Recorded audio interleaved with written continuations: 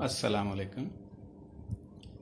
Doctor Amjad Ali भट्टी एक नए vlog के साथ हाज़िर खिदमत। हमारा आज का मौजू है, क्या अवाम जाहिल हैं? बेखबरी, बेइल्मी, अदम वाकफियत या किसी चीज़ के बारे में इल्म का ना होना उर्फ़ आम में जहालत कहलाता है। क्या ये वाकई जहालत होती है? इस तारीफ़ की रूह से तो हम सभी किसी न किसी पस मंज़र में जाहिल करार दिए जा सकते हैं, क्योंकि हम में से अक्सरियत नहीं जानती होगी कि रूस किस बर-ए-आज़म में वाक़या है, पाकिस्तान के मौजूदा वज़ीर-ए-आज़म ने कितनी शादियाँ की हैं, मंगोलिया किस बर-ए-आज़म में है, अमेरिका के 10वें सदर का नाम क्या था। तो समझें, हम इस तारीफ़ की रूह से तो जाहिल ठहरे, मगर मामूली सोच विचार करने वाला मेरे जैसा मातड़ भी ये कह सकता है कि ये तारीफ़ दरअसल निसाबों में हमारे हुक्मरान तबके की डाली हुई है। अब आप कह सकते हैं कि ये क्या बात हुई, ये तो मामूली सी तारीफ़ है, जहालत की तारीफ़ की गई है, तो इसमें हुक्मरान तबका कहाँ से आ गया? मैं समझता हूँ कि हमारे हुक्मरान तबका निसाबों में इस तरह के अल्फाज जानबूझ के डालता है ताकि वो आवाम को कंफ्यूज रख सके। वरना अगर आवाम को ये पता नहीं कि रूस किस बर-ए-आज़म में वाक़या है, तो हुक्मरानों को भी तो नहीं पता कि फ़्रांस और जापान का हदूद अरबा क्या है। क्या वो एक दूसरे के साथ उसकी सरहदें मिलती हैं कि उनका फ़ासला काफ़ी ज़्यादा है? तो फिर हम हुक्मरान तबके को जाहिल क्यों नहीं कह सकते? सच तो ये है कि हम ऐसा नहीं कह सकते। ऐसा कहने से हुक्मरान तबका क्या मकासद हासिल करता है? ये और ऐसे कई सवाल आम आदमी के जहन में आते होंगे, मगर उनका जवाब उनके पास नहीं होता। अब जाहिर है, अगर सवालों का जवाब ना मिल पाए तो इसका इंसानी नफ्सियात पर असर होता है। ऐसा मुआशरा जिसमें सवाल करना बचपन ही से मायूब समझा जाए, वहाँ इंसानी नफ्सियात का क्या हशर हो चुका होगा। एक मोहतात अंदाजे के मुताबिक पाकिस्तान में 60% से ज़ायद इंसान नफ्सियाती मरीज़ है। नफ्सियाती मसाइल पर किसी दूसरे दिन वीलाग करूँगा। आज मुझे गुज़श्ता दिनों डॉक्टर यास्मीन राशिद, वज़ीर सेहत पंजाब के उस बयान पर गुफ्तगू करनी है कि जिन्होंने कोरोना की वबा को फलता फूलता देखकर अहले लाहौर को ख़ास तौर पर और पूरे पाकिस्तान को आम तौर पर जाहिल कह डाला। क्या डॉक्टर साहिबा अवामी नुमाइंदा होने के बावजूद हुक्मरानों वाले लहजे में बात करके कहीं अपनी नालायकी और नाअहली छुपाने की कोशिश तो नहीं कर रही? क्या कोरोना से एहतियात ना करने की बुनियाद पर हम सचमुच में जाहिल हैं? क्या यही बुनियादें होती हैं जिनके बायस हुक्मरान तबका अवाम को जाहिल कहकर पुकारता है? कभी सोचा है कि अवाम को जाहिल कहने वालों के मकासद क्या हैं? हमने तो जहालत की तारीफ़ किसी और तरह से सुन रखी है। बड़े बूढ़ों ने जहालत की सादा सी तारीफ़ कुछ ऐसे की है। अब आप मुझसे बड़े बूढ़ों की बाबत न पूछने बैठ जाना, वो सारे तो सदियों पहले इस दुनिया से जा चुके हैं। जहालत को समझने के लिए अब हमें बड़े बूढ़ों की बजाय किताबों में से तारीफ़ें निकालना पड़ती हैं। मगर क्या करें, किताबें भी तो इन्हीं हुक्मरान तबकों की लिखी हुई हैं, निसाबात भी तो यही तबका बनवाता है, तो फिर क्या किया जाए? चलें, ये मसला तो शायद हल ना हो पाए। हम अपने अंदाज से एक अवामी नुक्ता नज़र से जहालत की तारीफ़ करते हैं। जहालत को समझने के लिए हम इसे 5 मुख्तलिफ पहलुओं में तकसीम कर लेते हैं, यानी कि इसके 5 पॉइंट्स बना लेते हैं। पहला, बेअसूली तकसीम को असूली समझना। दूसरा, सच को अगर मगर से बयान करना। तीसरा, झूठ को सच बनाकर पेश करना। चौथा, दुश्मन को दोस्त समझना। पांचवा, खुद को अक्ल कुल समझना। अब आप सोचते होंगे कि एक आम सी तारीफ जो कि किताबों में दर्ज है, उसको तो मैं नहीं मान रहा और ये अपनी एक तारीफ कहीं से ले आया हूँ। चलें, ये मानना ना मानना आपका अपना हक है। मैं इसको अवामी नुक्ता नज़र से इन नुकात का अब इसकी वजाहत कर देता हूँ। पहला नुक्ता, बेअसूली तकसीम को असूली समझना।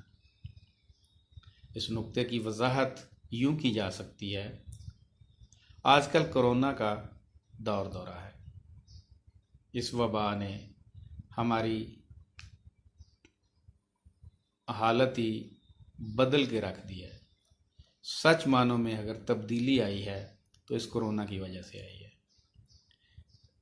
दुनिया के मुख्तलिफ मुल्कों, ख़ास तौर पर चीन की तरफ से हमें मास्क, वेंटिलेटर्स और दीगर ज़रूरी तिब्बी सामान इमदाद के तौर पर दिया गया, लेकिन हमने अन्ना वंडे रेवड़ियाँ मुड़ अपने नूं के पस मंज़र में इसकी बंदर बांट कर ली।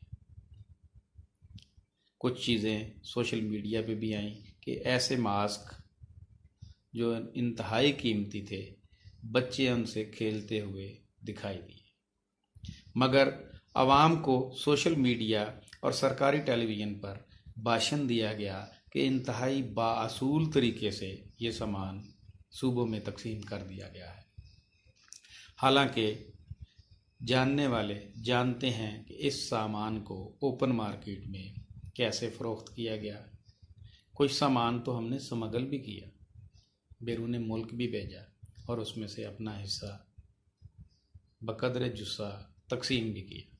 बात को ज़्यादा संजीदा होने से बचाने के लिए मैं इसकी वजाहत एक और अंदाज में कर देता हूँ। हमें बचपन से पढ़ाया जाता रहा है कि अमीर और गरीब की तकसीम कुदरत की जानिब से की जाती है, यानी अमीर और गरीब होना आपके बस में नहीं, बल्कि ये मालिक कुल जहान की पैदा करदा तकसीम है। अब मेरे जैसा गरीब इस शशोपंज में पड़ जाता है कि बारिश का बरसना, सूरज की रोशनी या दूसरी कुदरती नेमतें तो सबके लिए यकसा हैं, तो फिर इंसान का गरीब या अमीर होना कैसे कुदरत की जानिब से हो सकता है। थोड़ा सा गौर किया तो पता चला कि आम आदमी पर ये बेअसूली तकसीम दरअसल हुक्मरान अशराफिया की तरफ से लागू की जाती है। ये आज के हुक्मरानों की बात नहीं हो रही, ये सदियों से ये तरीक़ाकार इख्तियार किया जाता रहा है और इस तरीक़ाकार को लागू करने में, नाफज करने में, आम आदमी के जहन में रासख करने में कि ये तकसीम असूली है, यानी कि बेअसूली वाली अनइक्वल डिस्ट्रीब्यूशन ऑफ रिसोर्सेज जो कि कुदरत ने सबके लिए यकसा किए हैं, हमने एक ख़ास सिस्टम के तहत अपने हवारियों की मदद से ताकत के बलबूते पर उसको राइज कर दिया और कहा कि ये कुदरत की तरफ से है। हुक्मरान तबका समझता है कि ये तकसीम अगर आवाम को पता चल गया कि ये उनकी कारस्तानी है तो फिर लंदन के फ्लैट नहीं खरीदे जा सकते थे, सरे महल कभी भी नहीं खरीदा जा सकता था, दुबई के महल्लात, स्विट्ज़रलैंड के अकाउंट्स, ऑस्ट्रेलिया में डेयरी फार्म और जजीरे ऐसे नहीं खरीदे जा सकते थे।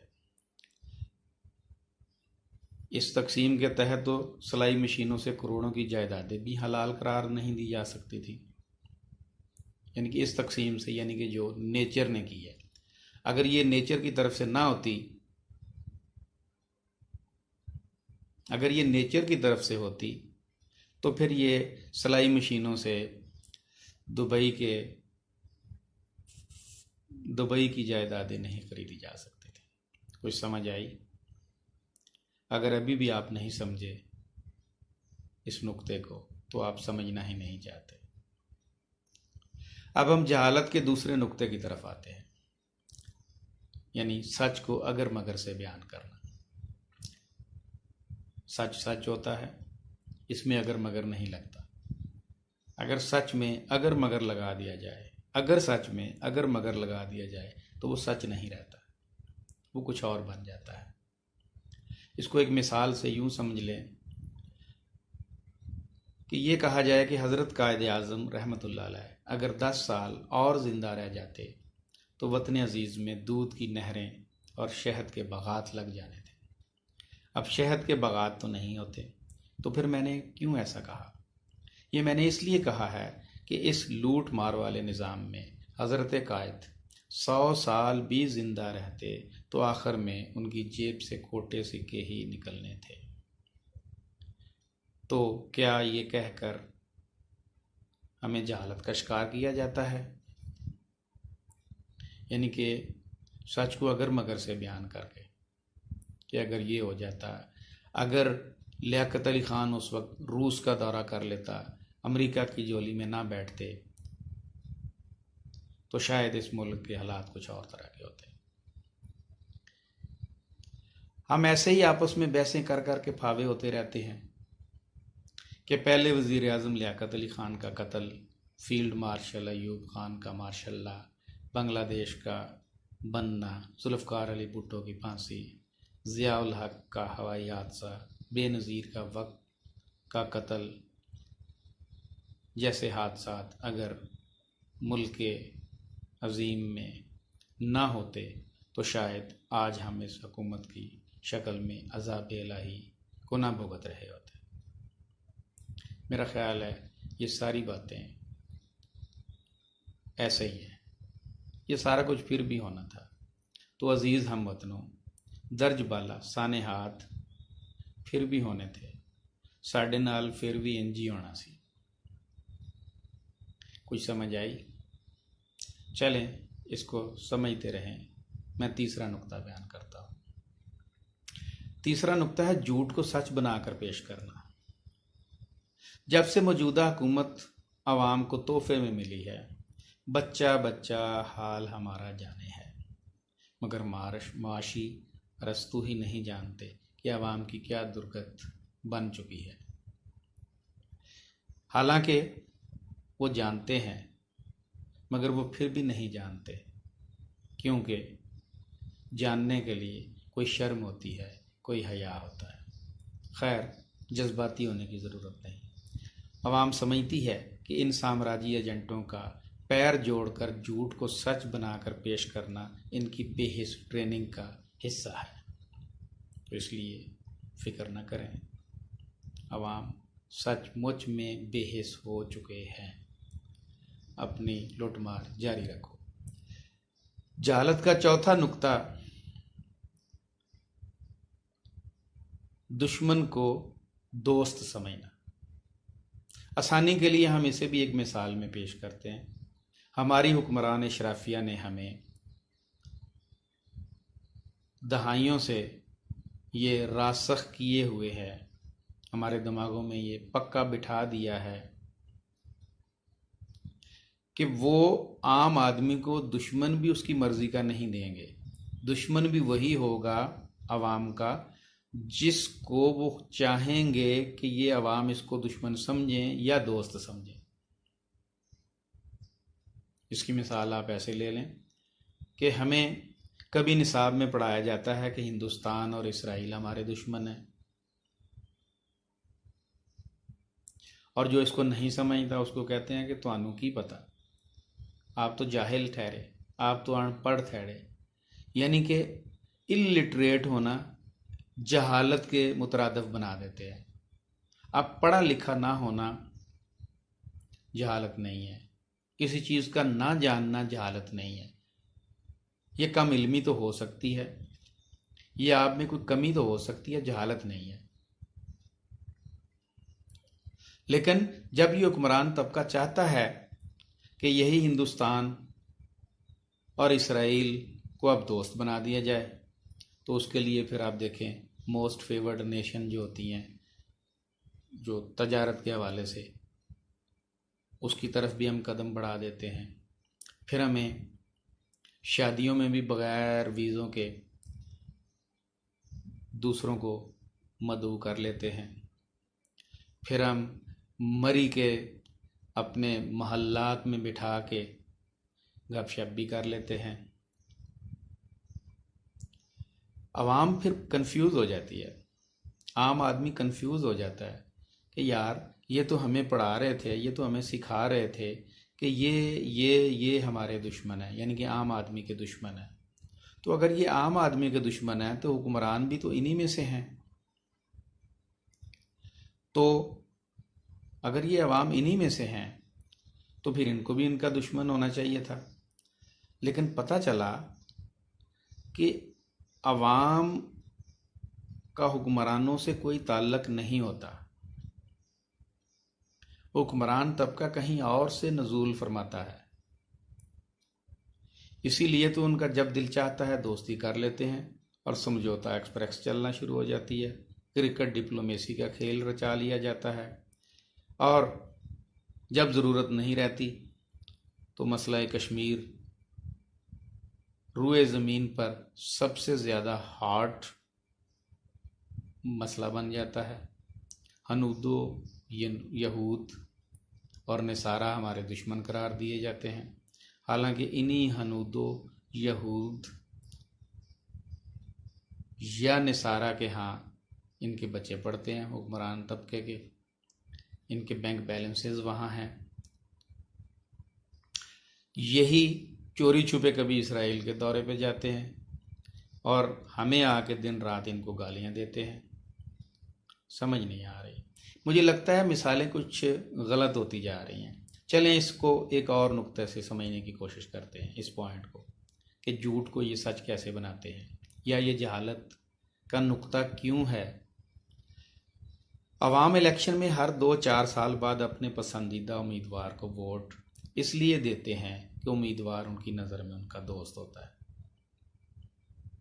ये मैं दोस्त आम मानों में कह रहा हूँ, मगर जब वो कामयाब होकर असम्बली में पहुंचकर आम आदमी के मफादात के ख़िलाफ़ पॉलिसियां बनाता है तो यही असल दुश्मनी दोस्ती असल दुश्मनी में बदल जाती है। हिंदुस्तान और इसराइल वाले तो बाद में अवाम का सत्यानाश मारेंगे, पहले उनके हवारी ही अवाम की मिट्टी पलीत करते हैं और दोष हनूदो यहूदो निसारा पर डाल देते हैं। कुछ समझ आई? चले, समझ आ जाएगी, नहीं आई तो थोड़ा सा 2-4 महीने और गुजारें इसी हुकूमत के साए में। जहालत का 5वां नुक्ता है खुद को अक्ले कुल समझना। इस नुक्ते को भी एक सादा सी मिसाल से समझाया जा सकता है। जो शख्स भी अपनी 5 मिनट की तकरीर में 10 दफ़ा मैं का लफ्ज़ इस्तेमाल करे, जैसा कि मैं कर रहा हूँ, तो समझें ऐसा शख्स खुद को अक्ले कुल समझता है। चलें इसको एक और अंदाज से बयान करते हैं। ऐसा शख्स जो ज़िंदगी के अहम मामलात अपनी बीवी तक से मशवरा ना करे, वो अक्ले कुल कहलाता है। वो बंदा जो बहन भाइयों से चोरी छुपे कोई शादी कर ले, कोई कारोबार कर ले और मुनाफा हड़प करता रहे, उसके फरिश्तों को भी हवा ना लगे, वो जब वो गुलछड़े अड़ा रहा हो, लेकिन जब उसी कारोबार में उसी दूसरी बीवी से उसी दूसरे मुआशके से उसको नुकसान होने का डर होता है, तो फिर वो बहन भाइयों और अजीज़ रिश्तेदारों की चौखट पर जा बैठता है कि लुट गया, बर्बाद हो गया, मेरी मदद करो। मेरे ख्याल में ऐसा शख्स अक्ले कुल होता है, क्योंकि वो समझता है कि बहन भाइयों को गुल छड़े उड़ाने की खबर नहीं होती। तो ये थे नाजरीन, जहालत के 5 नुक्ते जो बड़े बूढ़ों ने बयान किए थे। अब मैं एक छठा नुक्ता अपनी तरफ से भी बयान कर देता हूँ, और वो ये है कि जाहिल को जाहिल कहना भी जहालत है। अल्लाह ताला हमें आम नेकी करने की तौफीक अता फरमाए। वस्सलाम।